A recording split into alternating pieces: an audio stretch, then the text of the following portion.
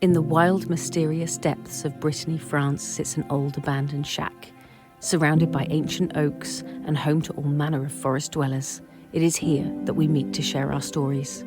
So pull up a seat, swing that light, grab your favourite beverage as we share another tantalising tale in the Freakin Shack. Well, hello, listeners, and welcome to the Freakin Shack. And we've been chatting away, so you've just come in midway through a conversation, but it's fine. Yeah, we'd like to very much welcome you to our festive edition. Yeah, the Christmas special. Is it Christmas special? Is it special? I don't know. It's definitely special. We're special. We're always special. I think Mort might agree as well there. Absolutely. Yeah, if he doesn't pipe up at some point during this, it'll be a miracle. Yeah, I'm sure he will. Anyhow,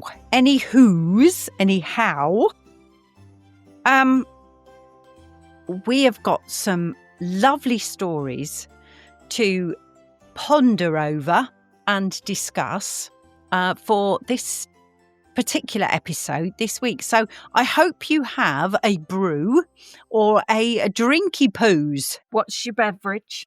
Mine is just coffee, which, considering, you know what I'm like, I like my coffee in my cup because it stays nice and warm.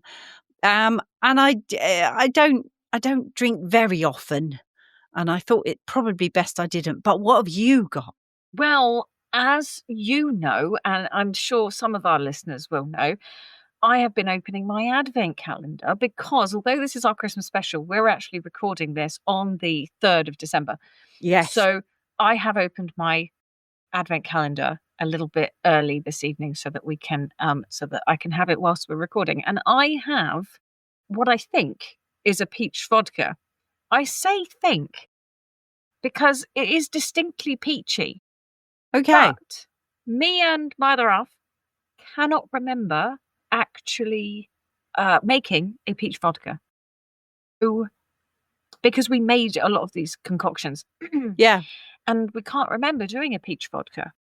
So we don't know. It's a little bit of magic going on in the shack. That's all I'm saying. Somebody and made you know it. What? As this particular type of spirit in my house, I am more than happy. I'm here for it. Yeah, we don't mind a peach vodka when we weren't expecting one. Mystery spirits in this case, not a bad thing. We like mystery spirits. Don't we, Mort? We do. Mort does. Christmas spirit is lovely, but not nearly as effective as a good stiff brandy. I couldn't agree more. I'm right there with you. We have some lovely brandy in our Christmas cake. Of course. So as you should. I'll be leaving you a slice out, Mort. So I think you'll be more than happy with that. Yeah, absolutely. I have a Christmas pudding left over from last year. Oh, that's going to be good. Yeah. So I'm quite excited to see what that's going to be like because you did one for me and one for Rich in our little hampers, you see. And we ate one of them and we didn't eat the other one. And it's still in the cupboard. Nice. In the Christmas stash, sitting there waiting. So I'm quite excited for that one. Well, you also have a little Christmas cake coming as well. Yay, me! Well, yay us, because I won't be eating it on my own. Although I might, because Rich and sugar don't go too well. But he can take the icing off. I have no issue with that. No, I didn't think you would. And there's more brandy in there than there is sugar, that's for sure. And so much fruit. And it's all been exactly how it should be. And it's all been soaking in brandy for I don't know how long. Oh, we love a boozy one. So it is, hopefully it'll be a very nice one. But anyway. I'm in the Christmas spirit. We are in the Christmas spirit. Most definitely the Christmas spirit. Oh, whatever spirits you like. As long as they're, as long as they're kind. Yeah. Just nice be kind. Spirits. We just want nice ones, that's all. Yeah. Well, we're going to be looking into a few stories in this episode because you've got one, I've got one. Yeah. It could be good. It could be good. It could be a disaster because I don't know what you're talking about. You don't really know what I'm talking about. No. Which is fairly standard, I think. Anyway. But who's going to go first, you or me? I think I'd like you to go first. Really? Yeah. Okay. Well, we are going to be talking about the Shoemaker and the Elves. Oh, I love that story. And let's just say it's a big one. Now, I've gone through the notes that Rich has given me because obviously Researcher Rich has been in full-blown researching mode. Yeah. And the story on its own is a lovely story and we're going to read that. Mm-hmm. But we're going to look a bit deeper into elves, how they appear in stories, and how far back that lore, that sort of mythological lore goes in terms of when they first show up, where they first show up, how they arrived in the Western world, because they appear in so many stories. And we're going to cover 3 of them as we cover the Shoemaker and the Elves. So I've got 3 stories to tell you, and then we're going to talk about how they link and how they got here, if that makes any sense. It does. So let's first of all get the technical parts done first, okay? Because this one goes all the way back. This fairy tale was recorded, like so many were, by those Grimm brothers back in 1812. Now, we've covered a lot of their stories, and this is no exception. So, in their recording, they actually cite 3 short stories, which are based upon the accounts of, let me get this right, Gretchen Wild, and are collectively titled The Elves. These are the 3 stories that we're going to look at. I'm going to put all 3 tales here as I feel that they directly lead into where we're going to tell the true sort of background of the stories, and we're going to deep dive into this subject. Okay. Mm. The first and most well known of these is that little story, The Shoemaker and the Elves, or Helpful Elves, which is another name for it. Okay.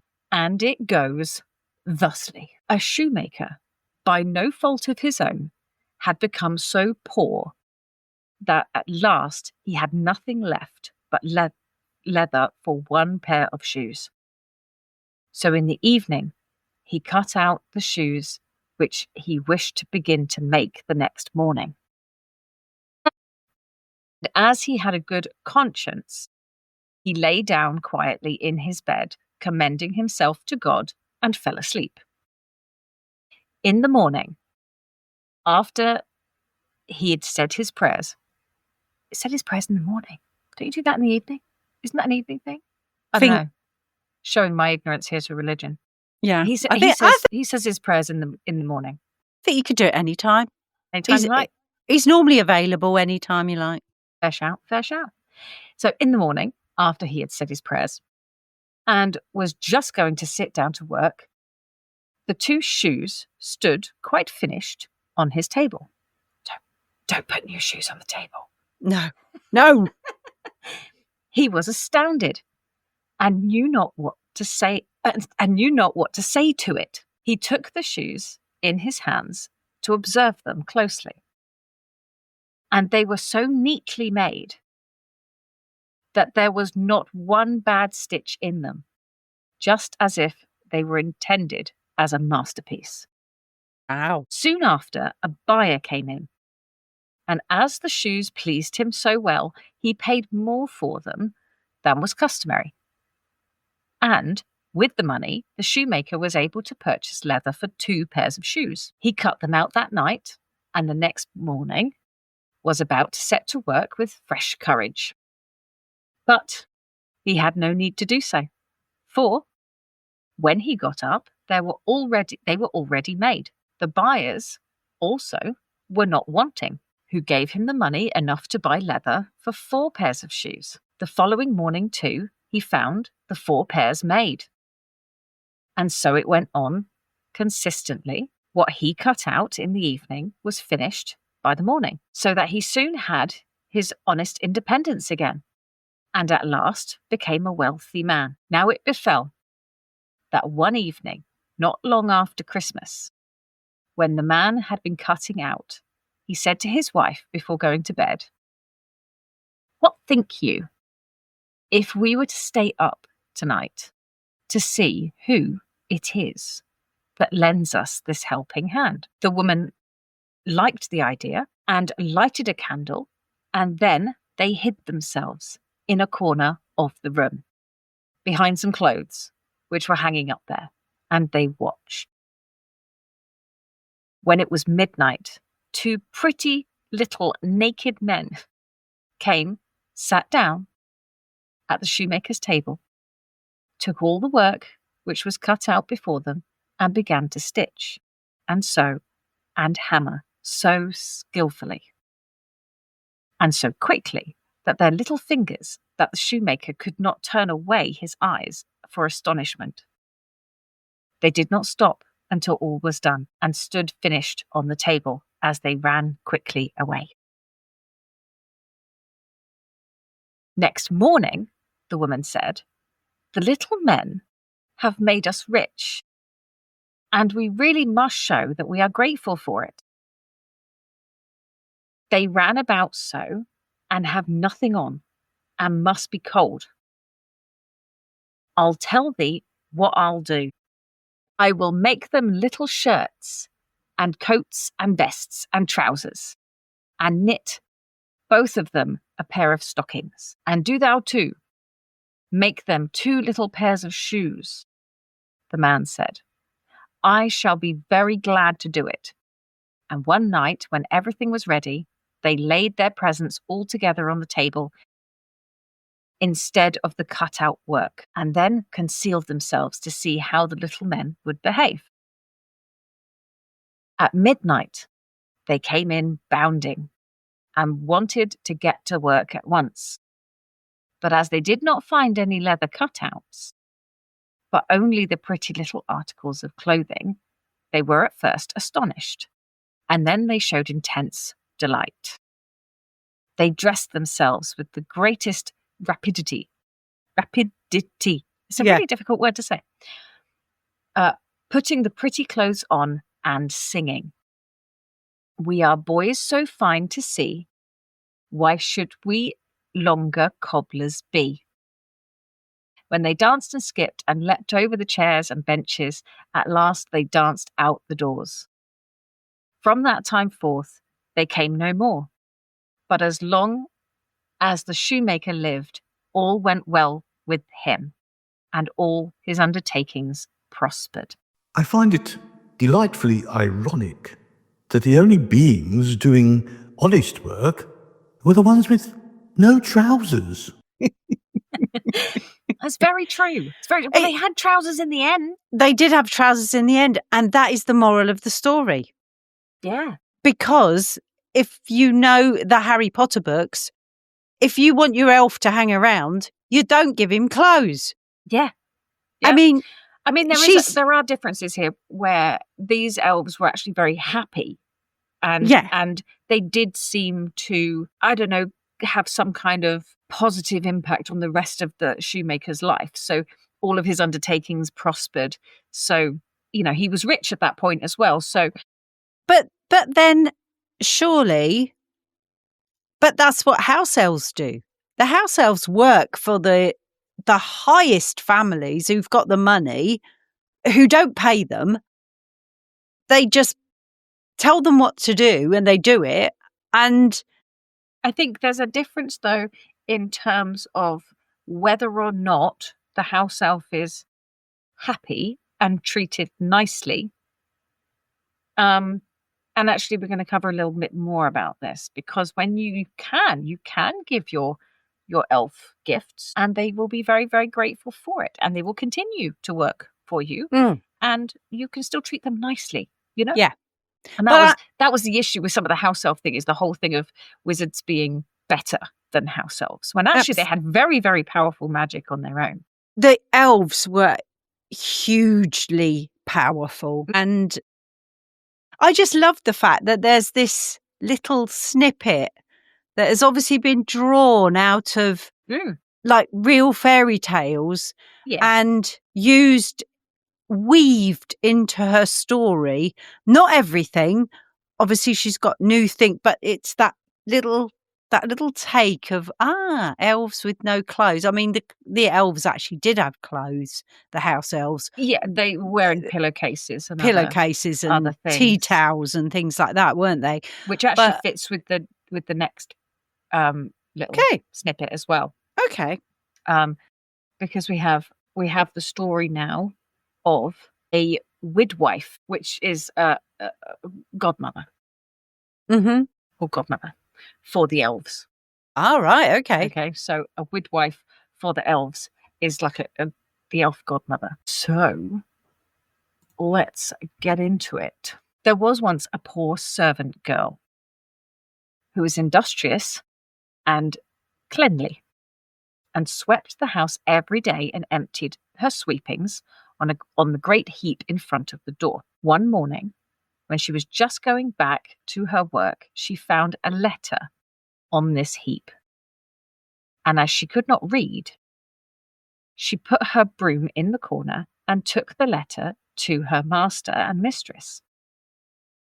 And behold, it was an invitation from the elves, who asked the girl to hold a child for them at its christening. The girl did not know what to do. But at length, after much persuasion, and as they told her that it was not right to refuse an invitation of this kind, she consented.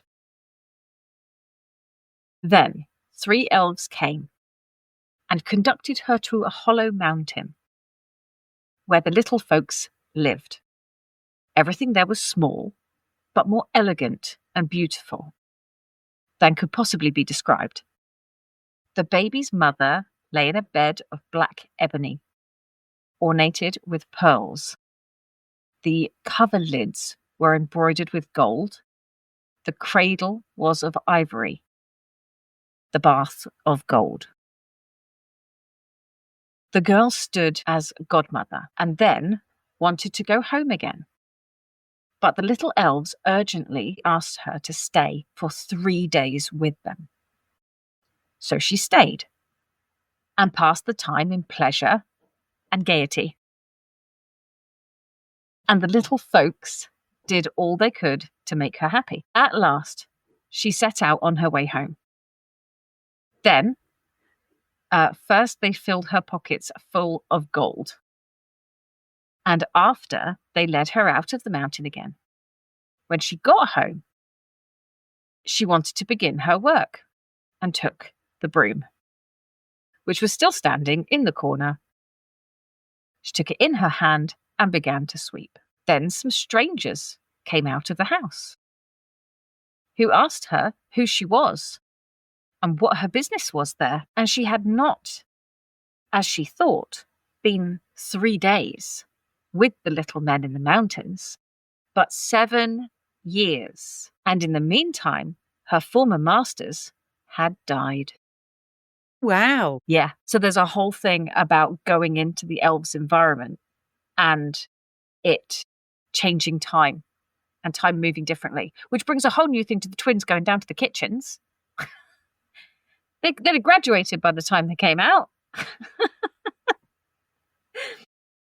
Well, perhaps time stood still for them while they were there, so nobody ever really noticed they were gone. Oh, that's a good thought. Yeah, so it worked the other way. Yeah. I like it. Yeah, that's cool. Starts to make you wonder if the elves themselves could manipulate time. Oh, wow. That is a new fan fiction, isn't it? Yeah. No time turner needed, just an elf. No, just an elf. I like that. Finally, the third tale, which is known as the Changeling. And we have covered changelings in a previous episode where we talked about elves. Yes. But this is it was fairies. It was fairies and the changelings. Yeah. Anyway, This is the changeling. This is the actual story.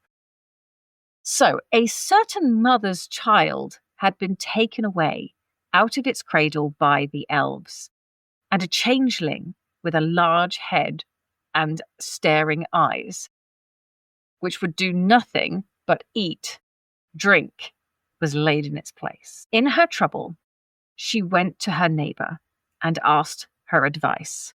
The neighbour said that she was to carry the changeling into the kitchen, set it down on the hearth, light a fire, and boil some water in 2 eggshells, which would make the changeling laugh.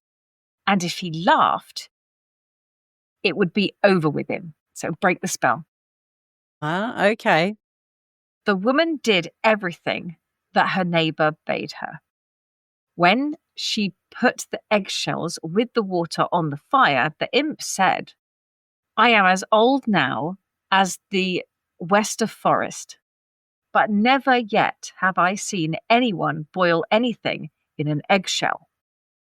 And he began to laugh at it. Whilst he was laughing, suddenly came a host of little elves who brought the right child, set it down on the hearth, and took the changeling away with them. And that's all there is. That's the original tale. That's it. You don't get any more. I have heard this story told where the woman has to go to try and get the child back, can't get the child back. There's all this big drama, and then she ends up making tea in an eggshell. And that breaks the spell because he sits up and exclaims, and because he's supposed to be a child, he's supposed to be a human child that can't do these things, right? So this is the thing that breaks the spell. These stories are classified, all 3 of these, are actually as the Arne Thompson Uther, it could be Arnie Thompson Uther Index, as migratory legends. Wow. That's what they are. And with very good reason, as a great many examples of similar tales with similar beings can be found all throughout history and all across the world. I will say that what I think is Arnie Thompson Uther Index is the ATU, and it is the official catalogue system for folk tales and an essential tool for folklorists. Wow. Yes, he didn't even know that existed. No, neither did I. So there you go. The latter 2 tales here deal with other common aspects of fairy lore.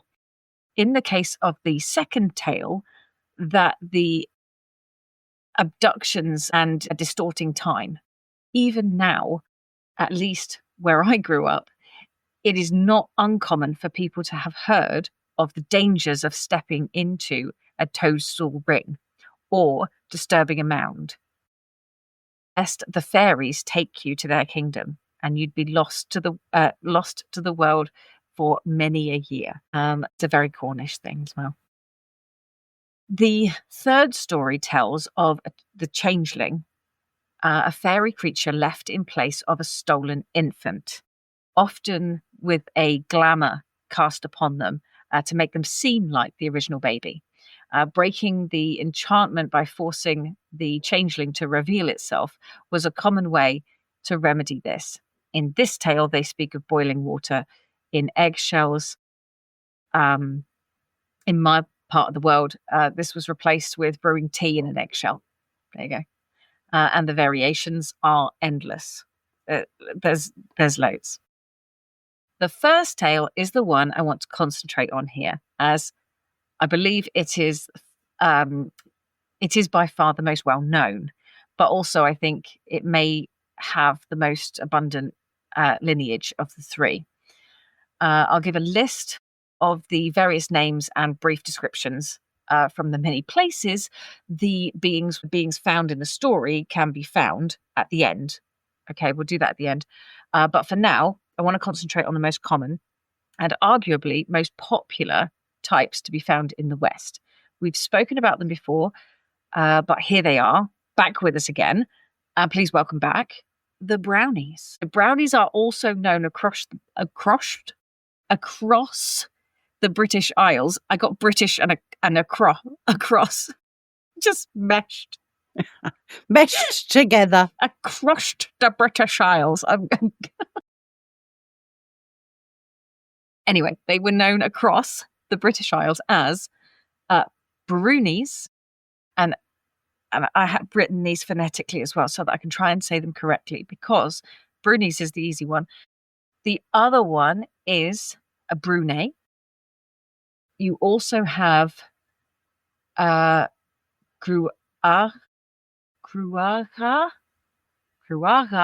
Again, these are from all over the world. So yeah, some of these are from other places where they have other sounds that I don't know how to do with my face. This one I know, hobs. That's an easy one. See, I can read that. I can say that. When I have to say, is that like a biscuit? Like hobnobs? Hobnobs. I think it should be. If it isn't, they should eat them, shouldn't they? They should. There's another one called urisk with a rolly R. There's also bubach, and there is funodri. Wow. They Just all to name sound a few. They all sound very Irish, Scottish, and Welsh. Yeah. Those ones, quite possibly. Yeah. I tell you, I can't get my face around those sounds sometimes. It's just really complicated. Anywho, in the story of the Shoemaker, we can see that the elves referred to here are definitely of the household type. Oh, there you go. In the depths of the night, they toil away at unfinished work, disappearing again at daybreak, leaving beautifully finished items. Yes, 2 naked elves doing all your work at night. It isn't a miracle. It's a haunting with a union issue. I think if they unioned up, it would be a nightmare, wouldn't it? Yeah, elf union. Union. Is that like the national elf? The national elf? Oh, crikey. Show where you came from there. Yeah. Anybody who's not British wouldn't get that. We have the National Health Service, the NHS, and was always known to my dad when he was dealing with Christmas was the National Elf Service. I like it. They need a union at the minute. Yes. Yeah. Well, moving back to the elves we're talking about, in this tale of the Shoemaker and the elves, just like so many others, they leave when presented with items of clothing, having had none before. In this case, they do not seem insulted or unhappy with the offerings, and though they leave, they seem to have blessed the Shoemaker with good fortune thereafter. There are so many tales of brownie-like creatures, especially across I'm doing it again, especially across the British Isles. I don't know why my brain is doing that to me. Dyslexia is a beach, folks. That's all I'm going to say. And the surrounding European and Scandinavian countries, and in nearly all of these, they are generally deemed helpful and benevolent entities. At some point, I will put my teeth in and figure out how all this is supposed to be said. So yes, they are generally helpful and benevolent entities. That is until they are angered or insulted, and in which case, there are tales of them becoming wrathful boggarts, causing great disruption and fear to those they target. Okay. They are also very proud of certain foods. Do you know what? Just shoot me now. They're not proud at all. They're not proud of anything. They are. They're not proud. They're just not proud. Reading the line below and read products and got completely confused. Fond is the word I was looking for. They are also all very fond of certain foods. In some cases, cakes or breads. In many cases, dairy products. In at least one case, simple porridge. Any housewife or servant who wished to court favour with their brownies would do well to remember to leave the preferred offerings out of an evening. So, in particular, those dairy products were very sought after, and the brownies would be very, very happy. Stroke elves would be very happy with those types of offerings. Okay. But why do we find so many tales of helpful household beings everywhere we go? Are they really real? Should we do anything for or about them? I will not say whether they truly exist. That will have to be for you to decide. But I will tell you that I have been able to find out about them. The oldest information I could find on anything that is similar to our beloved brownies takes us back a very, very long way to the time of the pharaohs of ancient Egypt. That does not surprise me in the least. It's crazy, isn't it? There's a whole big thing. Anyway, in the days of what we now call the Middle Kingdom, which is 2040 to 1782 BCE, in Upper Egypt, it became very popular for people who worship a being known as Bes. Feminine version to that is Beset. Recent archaeological evidence suggests that the worship of Bes may be as far back as 3100 BCE. Right? Yeah. We are talking thousands and thousands of years. He is recognized from his grotesque appearance. Now, we may have to do an art project on this.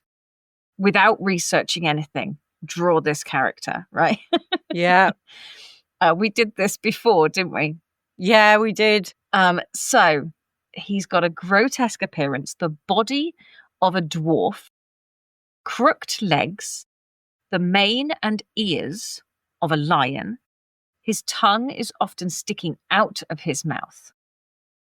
He wears a headdress with upstanding feathers, and there is usually a tail visible between his legs, originally belonging to an animal skin he is wearing. Now, to me, this is starting to sound a little familiar. His headdress of upstanding feathers and sometimes cat-like face suggest his origins are from the lands of Nubia and Kush, approximately modern-day Sudan and Libya way.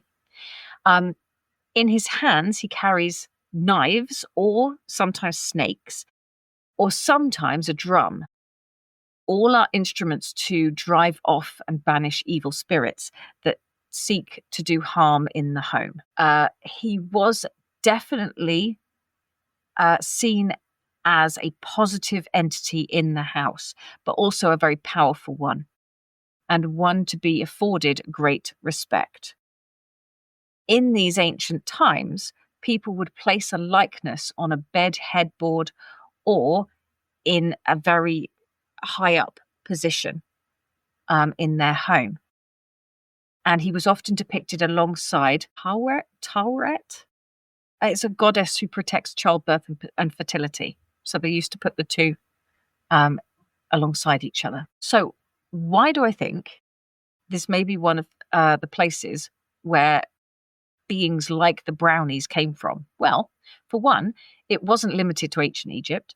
Evidence of the worship of Bes has been found as far north as Syria and as far west as the Ibiza Islands and into the Roman, and I have to say this again, is Achaemenid empires of Iran. It's Iran. Not only did it spread far and wide, but it lasted too. A jug depicting the image of Bes was found in Egypt dating back to the 10th century CE. We've mentioned ancient Rome. They had their own names for those beings that helped out around the house. These were Lares. These beings were believed to observe, protect, and influence all that happened within the boundaries of their location. There were many different types, ranging from domestic Lares to Lares of the entire city of Rome. So it wasn't just an individual house, but they were over an entire location. So they were like the elves of the city. So they overlooked everything, which is kind of cool. It was known to be proper behavior to place a small statue of the household Lares at the table during family meals or feasts. They were also said to be hairy and to dress in rags or have no clothes at all. Once again, I can't help but see the similarities between this and the leaving of offerings of food for the brownies. What do you think? Mm. When Rome... Sorry, I was just going to say it's very interesting because last year we did, and people can go back and listen to them. There is a story for every single day of the count up to Christmas. So yes, because we did the we did the Advent story. We did the Advent stories, didn't we? Leading up to Christmas. Needless to say, it was a lot of work every single day putting a story on. And I lost my voice, so you had to do a lot of it. Yeah. But one of the stories that we did in particular was the stories about something called the Nisse, Nisse. And what you were saying is exactly this. It's from Danish, Norwegian, Swedish, Finnish. It is a household spirit from Nordic folklore, which has always been described as a small human-like creature wearing a red cap and grey clothing, doing house and stable chores, and expecting to be rewarded at least once a year around the winter solstice.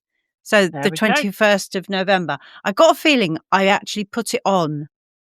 It's quite likely. 21st of November. It's very possible you did. It's quite likely I put it on then, but it'll definitely be around there. Go back and have a look.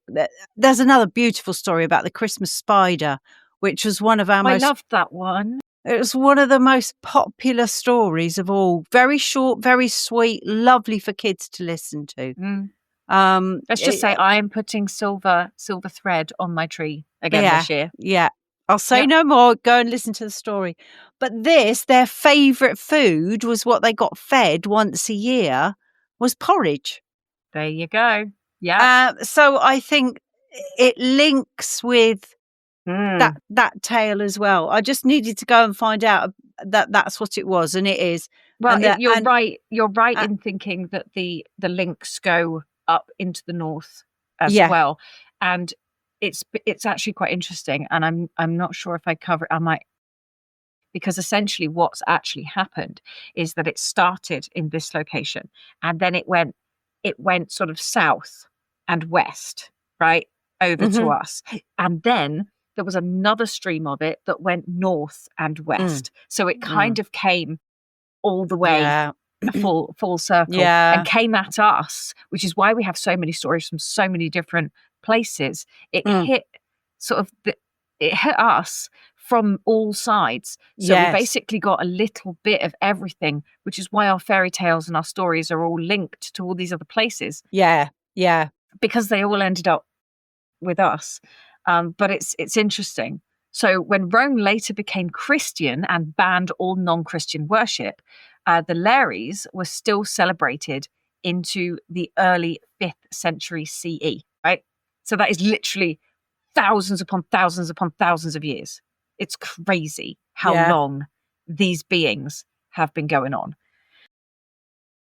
Just so happens that the 5th century CE is the point when the Romans were packing up and leaving the shores of the British Isles with the protections of the Roman army gone from the shores, Britain began experiencing invasions by the numerous Germanic peoples.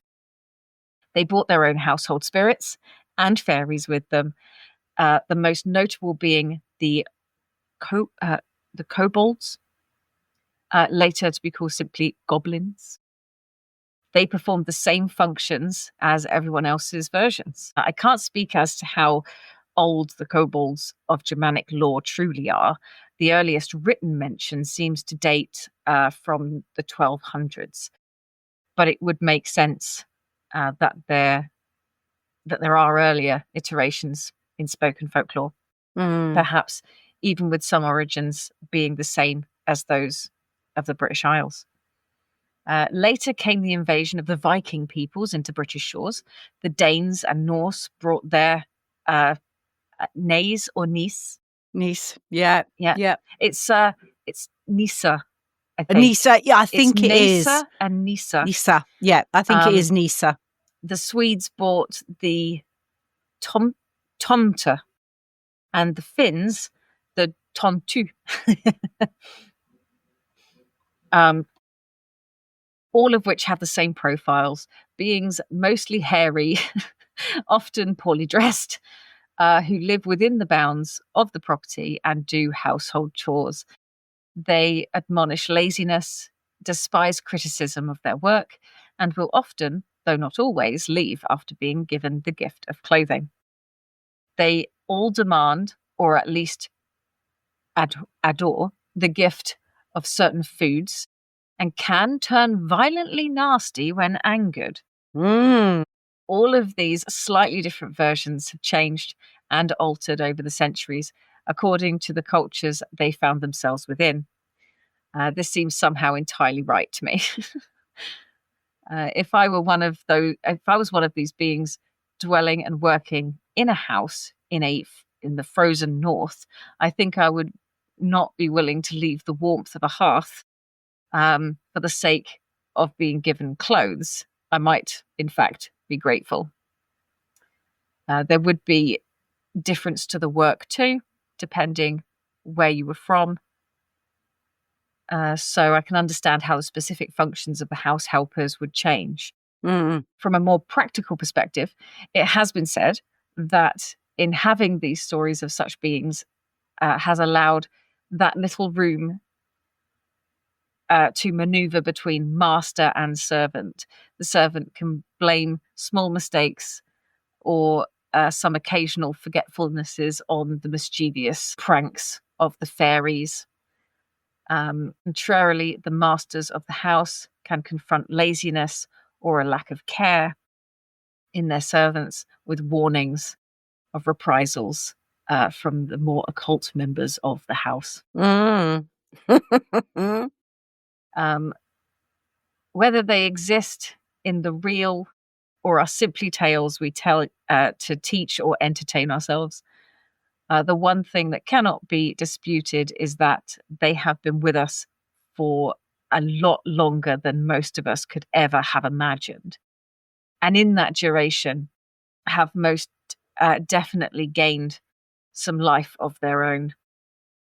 I, for one, will never look at sweeping out the fireplace or dusting the eaves in quite the same way ever again. So there are some other lists here of the brownie names and beings. It's not a complete list by any stretch of the imagination, but you may know the term hobgoblin, lob, dobby, dobs, mab. Oh crikey, I can't even say that. Mab etectra. Don't know that one. There are also some other ones. The Mab one, that one's from Britain. Hobgoblin, Lob, Dobby, all from Britain. In Spain, Portugal, they have a Duen and a Trascu. Again, I'm not sure how to say these, so I'm sorry, I might be completely butchering this. Dormavoy is Slavic. Husvector is Norse, and again, I have no idea how to say these. Menhun is from Hawaii. A Yokia is specifically a certain place. It's Warsaw, it's Japan. There's a place in Japan. I wish I could actually pronounce where that is, but I can't. Perhaps any of our listeners who know more about these languages than we do. Yeah, because I'm pretty sure I've just offended everybody in the world in one paragraph. Yeah. But it's fine. It's fine. They know me. I'm dyslexic as you like, and I'm going to give it my best shot. Right. And until somebody comes in and goes, hey, Steph, you're supposed to say it that way, I don't know. Yeah. I am a mushroom. But that is my 3 stories of the elves. And where the elves come from, because oh my word, was I not expecting that? And looking at the time, you've left me about 7 minutes. It's a Christmas special. It can be longer. It's fine. Could it? Yeah. Or perhaps someone's going to sit there eating their mince pies. There you go. See, everyone's eating cake.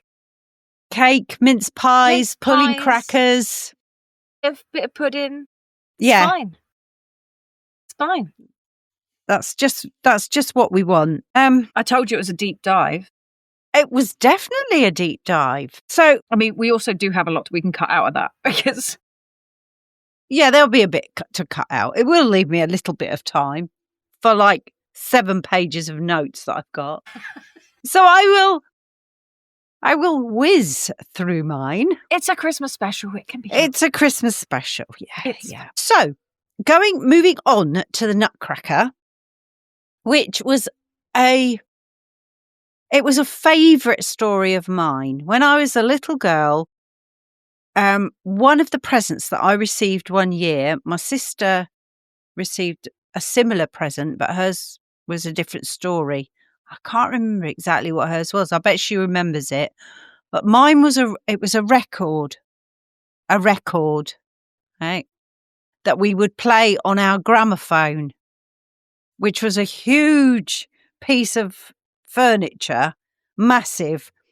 Even the modern gramophones now are a lot smaller than they used to be. Yeah, I mean this was like a sideboard. I mean that's the size of it, and it was big and chunky, and it sat in the hallway, and you had to lift up the lid, and you played your music on the record player, and there was a big speaker at the front. And we would sit on the floor around the speaker and listen. And this particular piece of music was the story and the music of the Nutcracker. And so I grew up listening to the music. Oh, I just adore the story.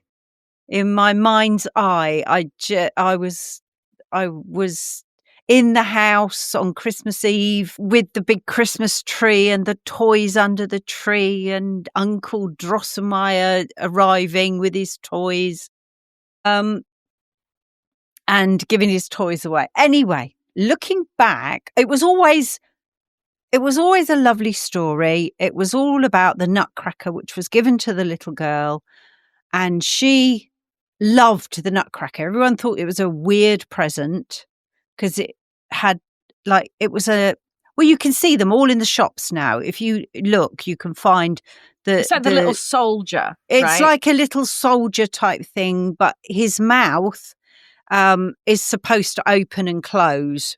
Was that the actual Nutcracker part? Yes. I see. Yes. If a man gave me a doll with human teeth for Christmas, I would be traumatized. And I'm already dead.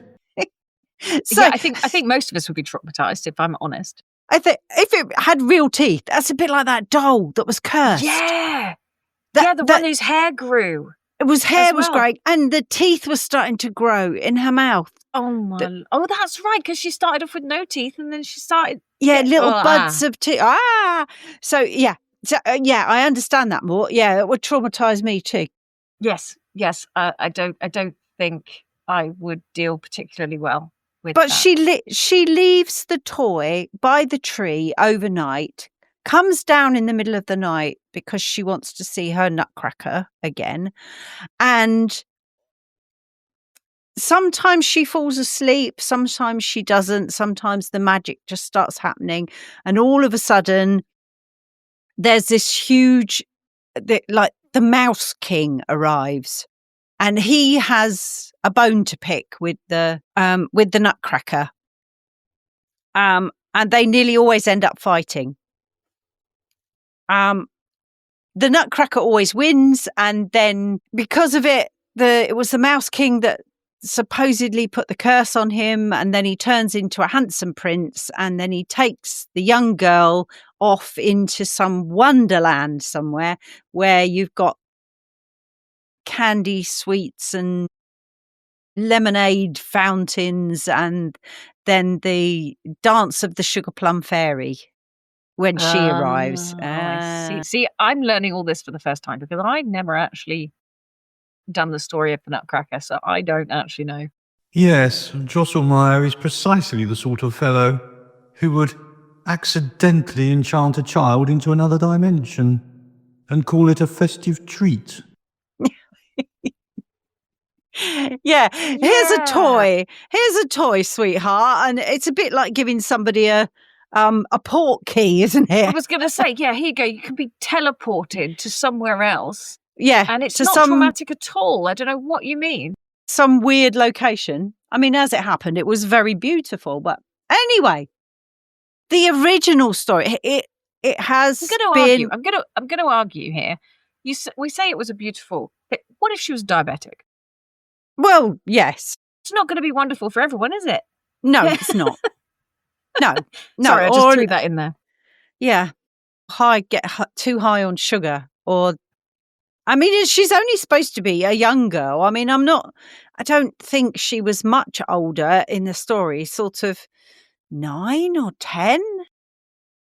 But looking at that was the lovely, clean story. You know, she ends up being brought back, and the Nutcracker is the prince in this new principality or whatever. And it was the music. The music was just wonderful. And the dance of the Sugar Plum Fairy, the way it described, you know, everyone in this little town of sugar and spice and all things nice. Anyway, the Nutcracker and the Mouse King, that it was originally called. In fact, it was written in German because it's a Germanic tale. I am not even going to try and say it in German, because I will most definitely, with my English accent, completely butcher it. It was written in 1816 by Ernest Theodor Amadeus Hoffmann. What a fantastic name. He was a Prussian author, composer, painter, and absolute connoisseur of the bizarre. Hoffmann specialised in tales where the supernatural intrudes into everyday life. Many of his stories have an unsettling dream-like logic.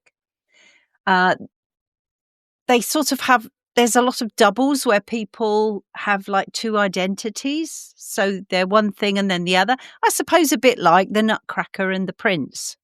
I see. Sort of, I'm assuming. Objects coming to life, psychological undertones, and a child's world versus an adult's world. His Nutcracker is dark, uncanny and complex, and was never intended to be a sweet Christmas children's tale. I'm seeing similarities here with and I don't know, maybe I should shut up because I don't know what you're going to say, but I'm seeing similarities between Hansel and Gretel and the candy house, you know, as that sort of come in here, and the little girl being taken to this place of sweet treats. I don't know. I'm just saying, I'm seeing similarities. In the ballet, she's called Maria Clara. Those are the names that have been used. In the ballet, she is called Clara. But in Hoffmann's text, she is Marie Stahlborn. Clara is her doll's name. Oh, interesting. She is not a ballerina type. She is thoughtful, sensitive, imaginative, whose family constantly dismisses her inner life as nonsense. She's oppressed. Yes. Drosselmeyer, who is the children's uncle, was a strange, brilliant, slightly sinister family friend. I mean, it was known as the uncle. In here, it says it was a family friend. We've all had that person that you call auntie that's not actually your auntie. Absolutely. Not uncommon. Yeah. And he was a clockmaker. And he designs mechanical marvels. He creates toys that feel too alive. And he may or may not be manipulating the story. He tells the tale within the tale. The tale within the tale. Yeah. Some academics argue that Hoffman meant to represent the uncaring adult world. Or a puppet master of fate, or Marie's suppressed imagination. It's very deep. It is, yeah. Yeah. Drosselmeyer is not warm and twinkly like in the ballet. He is unnerving. Creepy. Yeah. The Nutcracker itself is not a simple toy. He is enchanted, disfigured, the victim of a terrible, slightly grotesque curse. Cursed objects again. A prince trapped in a wooden form. And he is only freed through Maria's bravery, not through generic Christmas magic. So it's her being very brave that frees him in the end. We'll come to that. It's sort of in the ballet, but it's always the Nutcracker who turns into the prince who fights the Mouse King, who looks like a mouse, just a normal mouse. And when he kills the Mouse King, he's freed, if you like. In actual fact, the original story, it's not like that at all. The darker, deeper plot. In Hoffman's story, the violent war erupts between living toys and an army of mice. This is not the ballet's mild skirmish. It is chaotic, frightening, and described through a child's perspective, dreamlike and terrifying. The Mouse King has 7 heads. 7? 7. Magic number 7. Much more mythic and monstrous than the ballet version. Wow. Marie risks her life because she throws her slipper to save the Nutcracker, cutting her arm on the glass cabinet and passing out. Now that I do remember in my story on my record. I do remember her throwing her slipper whilst the Nutcracker and the Mouse King are fighting. And I do remember her slipping and cutting her arm. And actually, I can almost hear her voice now, just where she's falling, she is passing out. Yeah, and she's actually cut her arm and she's bleeding. My goodness. Yeah. So her family assume that she is delirious. The curse origin story is gruesome. This is the tale of the hard nut told by Drosselmeyer. A princess, Perlipat, is cursed by the Mouse Queen. She becomes deformed. The only cure involves cracking the world's hardest nut. The young man who cracks it steps backwards and falls and is immediately transformed into the Nutcracker. He becomes ugly and so she rejects him. The Mouse Queen then vows revenge on him. It's full of vanity, violence, and magical revenge, almost never included in the family productions. I've certainly never heard that version before. Wow. Marie is the only one who believes the Nutcracker's world is real. Her parents continually try to convince her that she's imagining things. The ending is romantic and strange. Marie pledges her love and loyalty to the Nutcracker, even in his ugly wooden form. It's a bit like the Beauty and the Beast Yeah. in that sense. That act breaks the curse. He reveals himself as a prince and asks her to rule with him in his kingdom.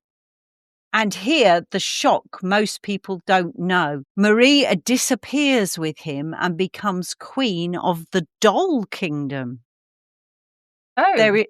There is no waking up and no, it was all a dream. So it wasn't a dream. It was real. But he virtually kidnaps her, takes her into the doll kingdom, and she never returns. Ow. So in the story, modern day story, she comes back. Yeah. Wow. I mean, this always makes me laugh. Like with the original tales are always so much darker than. Oh, absolutely. They've been sanitized so much over however long. Yeah. That they are almost not the same story anymore. No, you know? No, really changed. It became a Christmas tale. Hoffmann set the story at Christmas because German households traditionally gave elaborate toys. Nutcracker figurines were already part of German folklore. Christmas trees were becoming a middle-class symbol of magic and abundance, so it was placed under the Christmas tree. But Hoffmann was more interested in the psychological and uncanny than the holiday cheer. Christmas was simply the stage and not the focus. The first major rewrite came in 1844. The story we know today comes from Alexandre Dumas, Pierre, author of The Three Musketeers, who adapted Hoffmann's tale in 1844. He softened the violence, removed the grotesque curse details, made Drosselmeyer jolly, made Marie Clara more passive, removed darker psychological elements, polished it into a lighter children's tale. It's a bit like fan fiction then. Yeah, I mean, yeah, but I mean, this is the whole thing where they mutate the original story and that it's changed so much. Yeah. Very cool though. And this is the version that reached Russia, which leads to Tchaikovsky and the ballet in 1892, commissioned by the Mariinsky Theatre in St. Petersburg.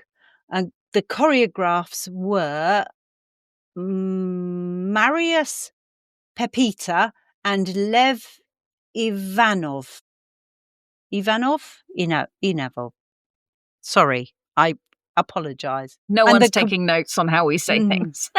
And the composer was Tchaikovsky. Peter explicitly used the Dumas version, not Hoffmann. This shaped the ballet into a magical Christmassy fantasy, not a psychological fairy tale.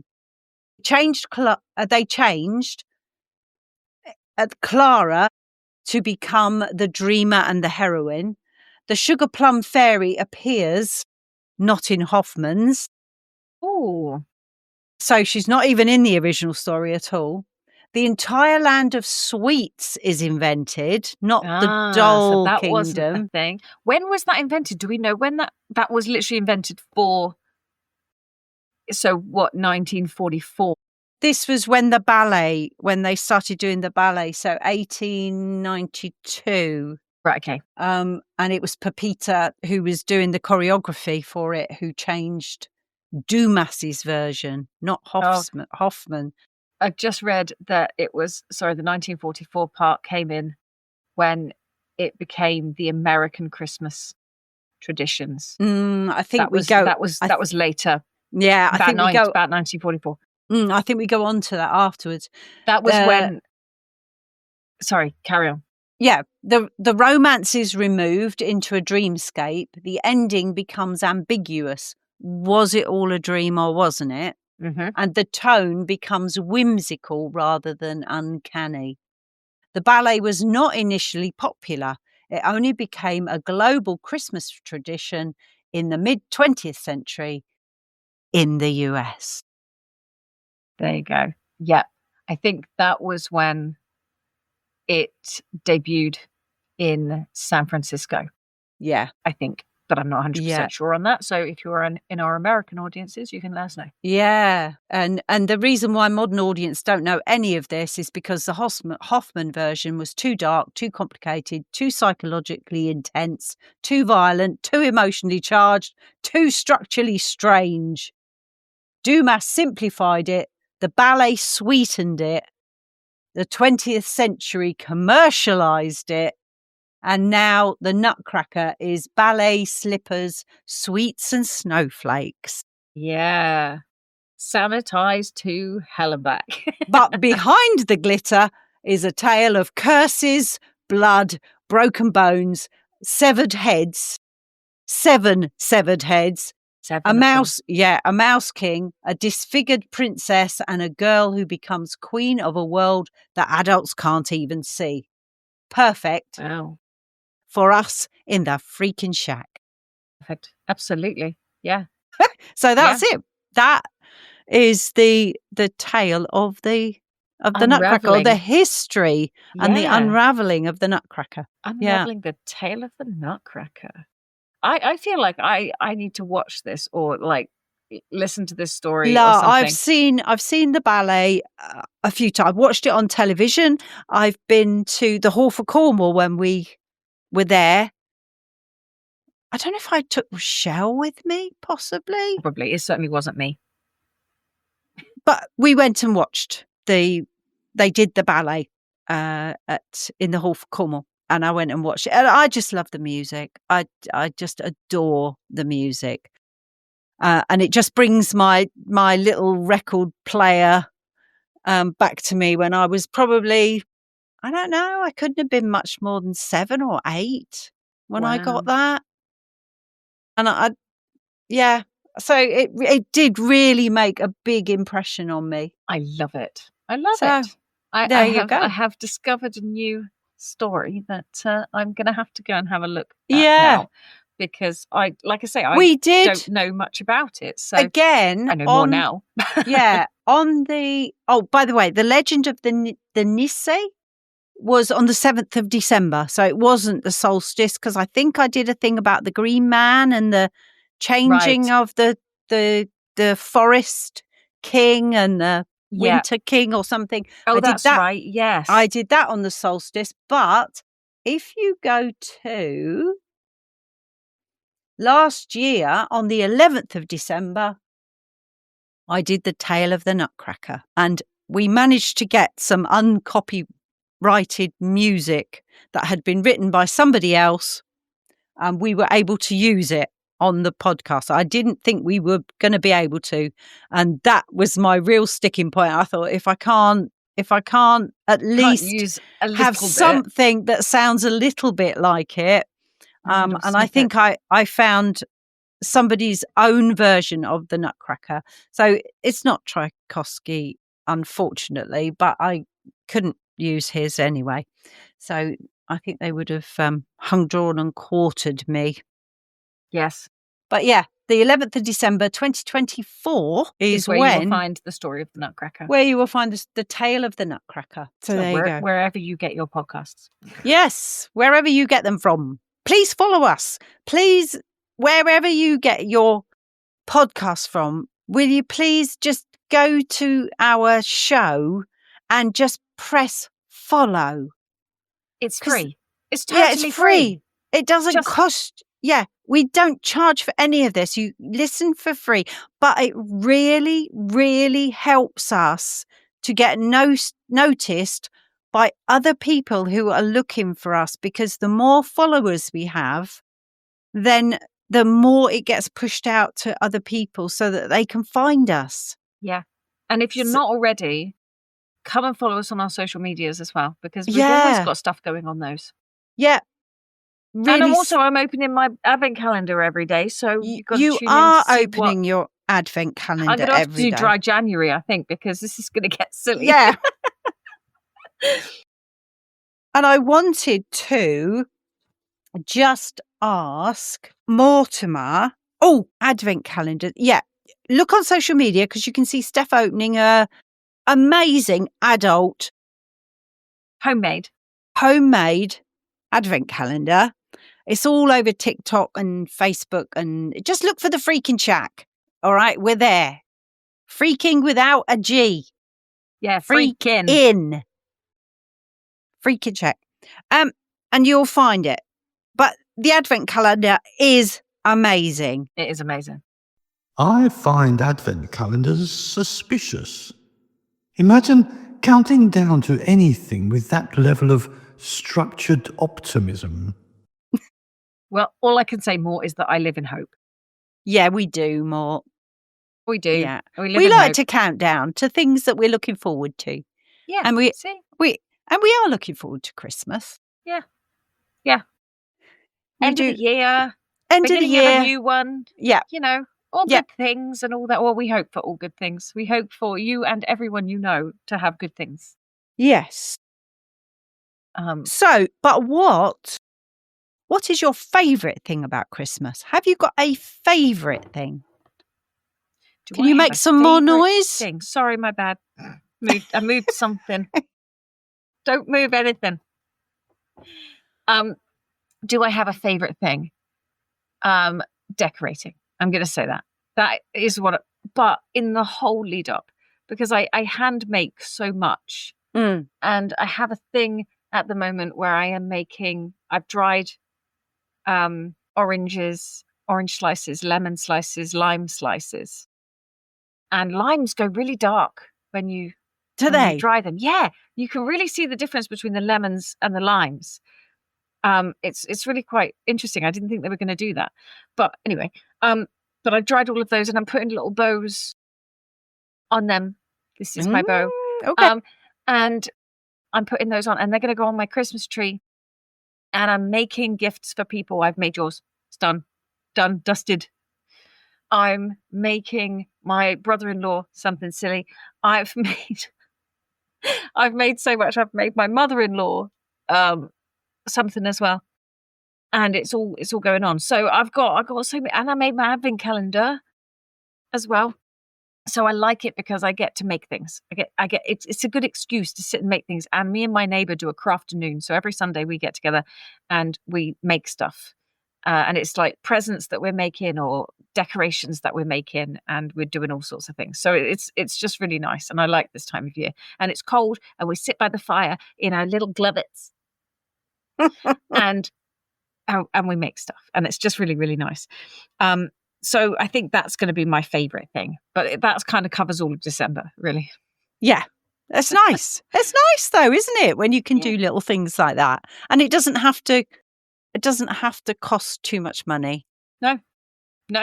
It's time and effort that is those the lovely thing. little gifts that you can give that actually have just been made out of odds and bits and Odds and sods.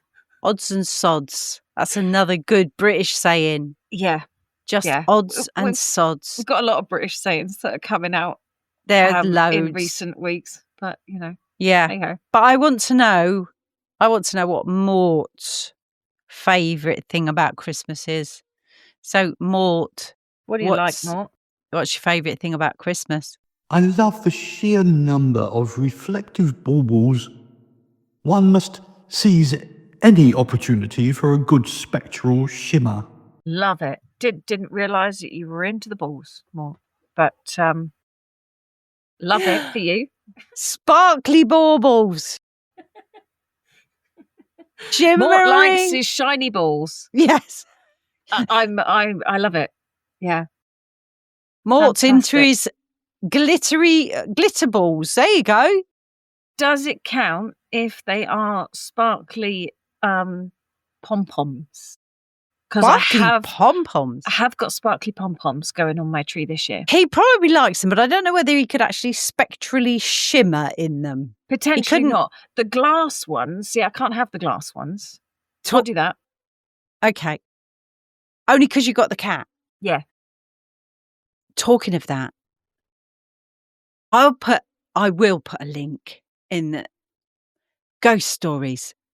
Talking about spectral things that happen, right? I watch oh gosh, I can't remember the name of it. And I will put a link. It's a YouTube channel, and it's these two lovely people they were on I Bought a Village, the program Oh, yes. on the TV. It was a little while ago now, but because of it, they started their own YouTube channel, and I started following them on the YouTube channel, and they've got the most beautiful place. They did go through a tough time at one time where they were going to sell, but they haven't been able to sell. So they're now adapting, and they go out and work, and they show people how to renovate their houses. So right from like total wrecks, where they show them how to take all the stuff out of the walls and actually rebuild them and repoint them all properly. They are so good at stuff like that.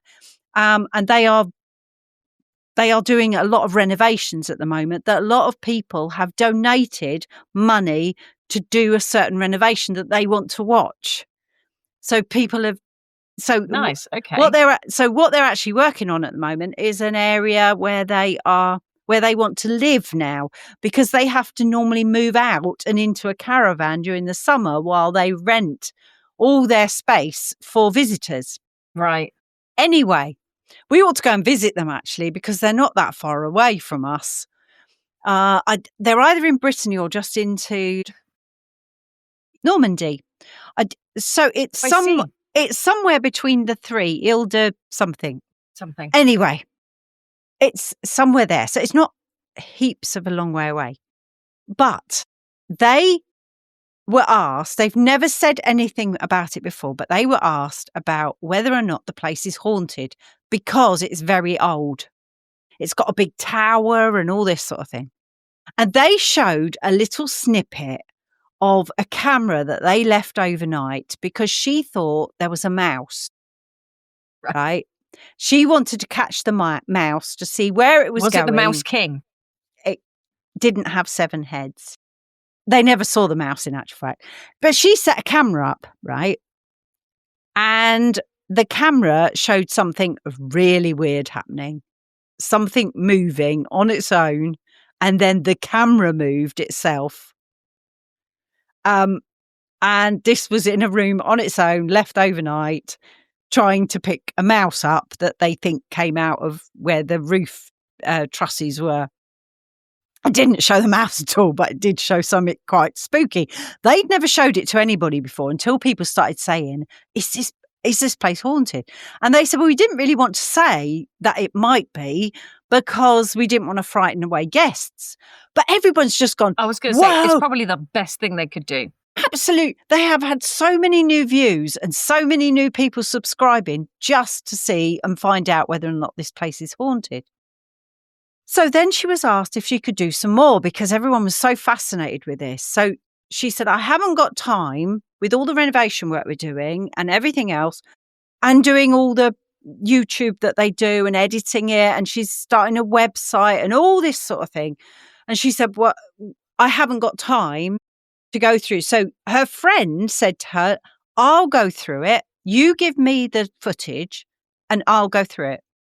So last night we sat and watched their new little video on YouTube. What the hell did they find? And they set it up in one of the rooms that they said that they have had guests that have said that they felt something or something moved in the night or something made a noise and they don't know what it was, right? The lady who owns this place is very au fait with all this. She said, I've never felt anything horrible in the house. I do believe that the house holds memories. She doesn't necessarily believe in ghosts, but she said she believes that the house holds memories and energy. Okay. From a long time ago. So she said, I'm never worried. She's always smiling about it, always laughing about it, never worries her, doesn't scare her. Anyway, she set this camera up, put it up in a room, and they had 4 cameras all coming in from different angles. So you could see all of the room all of the time. Okay. And she was coming in on this thing and she was like, right, this is day 1. I'm setting it all up. She said, I can only do it overnight because we need all these cameras to do our work through the day. Off she goes to bed. You can hear her going out the door and going up the stairs to bed. comes down, and then the next day she's right, I've sent it all off to my friends, she said, and this is day 2. And she comes in again later and she said, okay, this is day 5. And she looks at the camera and goes, nothing's happened. Anyway, this is day 5. So day 5 comes. Anyway, 10 days they do this, or 10 nights they do this, setting it up all through the night. Gets to the 10th day and she's like looking at the camera going, yeah, I'm getting bored with this now. Setting all these cameras up every single bloody night before she goes to bed. Now. Yeah. Really? What am I doing this for? I've got other things better to do. It was that sort of attitude she got in the end. Can't say I blame her. Yeah. Anyway, sends all the stuff off. She said, I'm sending it all off to my friend, she said. And then she comes on, she goes, right, now we're going to show you what we found, or what, I think it was Jackie. I think she said her friend's name was, what she found. And then they cut to the room, right? Everything peaceful, got lights on, lights left on. All of a sudden, all the lights go out, pitch dark, all the lights come back on. Okay, they talked about that the next day and they went, it could have been one of our just mini dropouts of electricity. Power fluctuations, they happen a lot here. Yeah, we could explain that away. Yeah, no problem. Keep watching, she said. So you kept watching. Lights are all on. All of a sudden, there's a little table and chairs in the room, right? All of a sudden, one of the chairs gets pulled backwards. And not only pulled backwards, it's almost like it gets pulled backwards, but they're trying to get it out from under the table and it sort of gets stuck on the leg of the table. So it gets pulled, like really pulled like this, and it jogs against the side of the table and the whole table moves. Stops. Nothing else. They showed it from all 4 angles of the camera. There's nobody else in the room. You can see quite clearly that this happened at, I think it's about 4:00 in the morning, from what they can tell. And I've got no timestamp, she said, but Jackie, looking at how much film she's watched, it's about 4:00-ish in the morning. And then she said, this was only caught on 2 cameras because only 2 cameras were covering it. She said, I'm going to play it, see if you can see what happens. So where we were watching, I was like looking at everything. And all of a sudden, one of the cushions on the bed, it's as if somebody gets hold of the corner of the cushion and just pulls it down the bed. And there's only 2 cameras. She said the other camera, this was the other cameras. And she showed the other camera and she said, you've got to go right in and actually really look. And it's very blurred because the light isn't that good. From one of the cameras, you can see it perfectly, absolutely perfectly. You're looking at all of the room and all of a sudden this bloody cushion moves down the bed. But the other one is, you can see it, but it's a bit blurry, but you can still see the movement of the pillow on the, and then anyway, that was it. That was what happened. But they were quite shocked, I think, especially with the pulling of the chair, because even they said it was actually quite robust. It wasn't a gentle pull. It moved the table. It meant it. Yeah. Yeah. But so both of them just was like, and she was like, don't keep asking us to do this again because it just takes too much time. Yeah, we're not playing anymore. We don't want to do it. I think they're going to be inundated, to be honest, because it's really good. It's really good footage. I mean, it's not scientifically done. I understand that. You know, you would need people watching the cameras, making sure there's nobody else in the room. If you want to debunk it, go. Yeah. Go. Yeah. Stay there. You know? Yeah. Yeah, exactly. You know, and if you're not a believer and you want to debunk it, then go ahead. Go debunk. Yeah. I'm sure they would be willing. Oh, I'm more than happy. Yeah, more than happy. And they said that they've had people stay there and have had things move in the night and have got up, but none of them have ever said whatever it was didn't feel bad or anything like that. But they said there have been quite a few little incidents in that room. And it was interesting that out of all of the nights, it took 10 nights to actually for something to happen. Crikey. But yeah, so there you go. Well, there you go. a little ghosty story, and I will put a link to their video on the. If you're into the paranormal and France. Yeah. You know. Yeah, just having a little look. And they are lovely people. So subscribe to their channel. Subscribe to our channel too. Yes. Our YouTube channel. You can actually see us, not just listen to us, but see us. I have to admit, some people might not be quite so grateful for that. No, they might You not, know. but they would be able to see my beautiful Christmas star and There you my go. lovely little Merry Christmas sign at the back here. See, nobody sees that if you're just listening to the audio. That's true. But And I've got bugger all. No, you've got nothing until you get your new Nothing. your new background. Yeah. I mean, I've got wrapping paper. I could put that. You could just hold it behind your head like this. That's all I've got. That's it. And you didn't think to stick some up with blue tack or something to make it more Christmassy. It's too late now. For